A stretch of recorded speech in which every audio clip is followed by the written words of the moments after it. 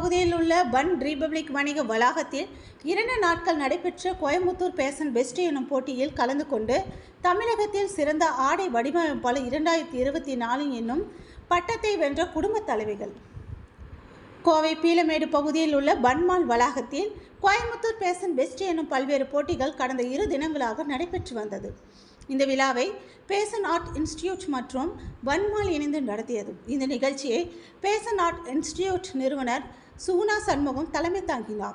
இந்த நிகழ்வானது கோவை மாவட்டத்தை சுற்றியுள்ள இல்லற வாழ்வில் ஈடு இணையற்ற பணிகளை செய்து வரும் குடும்ப தலைவிகளை ஊக்குவிக்கும் விதமாகவும் குழந்தைகளின் பல்வேறு தனித்திறன்களை மேம்படுத்தும் வகையிலும் அமைந்தது.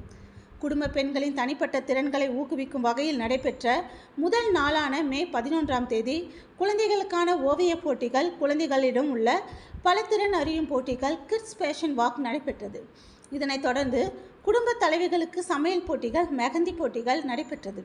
இதில் சிறப்பு விருந்தினராக அனைத்திந்திய மகளிர் காவல் நிலைய காவலர் ஸ்ரீலேகா கலந்து கொண்டு போட்டியில் பங்கேற்றவர்களை பாராட்டினார். மேலும் தற்போதைய சூழலில் காவல்துறை பெண்களுக்கு எவ்வாறான நன்மைகளை செய்து வருகின்றது, எவ்வாறான குற்றங்களுக்கு எவ்வாறான தீர்வுகள் என பெண்கள் மத்தியில் சிறப்புரையாற்றினார். 2வது நாளான மே 12ஆம் தேதி பேஷன் ஷோ நிகழ்ச்சி நடைபெற்றது. இதில் தமிழகத்தில் உள்ள பல்வேறு மாநிலங்களில் இருந்து ஆடை வடிவமைப்பு துறை கலைஞர்கள் கலந்து கொண்டு தாங்கள் வடிவமைத்த ஆடைகளை அணிவித்து கேட்வாக் நடந்து அசைத்தனர். இதில் வெற்றி பெற்றவர்களுக்கு தமிழகத்தில் சிறந்த ஆடை வடிவமைப்பாளர் 2024 என்னும் விருது வழங்கப்பட்டது. இந்த விருதுகளை குடும்ப தலைவிகளான கிருஷ்ணபிரபா, சௌமியா, காயத்ரி ஆகியோர் பெற்றதாக நடுவர்களாக கலந்து கொண்ட PSG கல்லூரியின் டெக்ஸ்டைல் துறை தலைவர் திவ்யா மற்றும் கோவையில் பிரபலமான அனிகா பொட்டிக் நிறுவனர் சில்பா ஆகியோர் விழா மேடையில் தெரிவித்தனர்.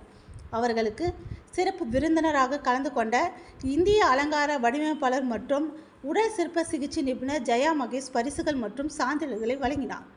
நிகழ்ச்சிக்கான ஏற்பாடுகளை கோவையை சேர்ந்த என்ஐ ஈவென்ட்ஸ் அமைப்பினர் செய்திருந்தனர்.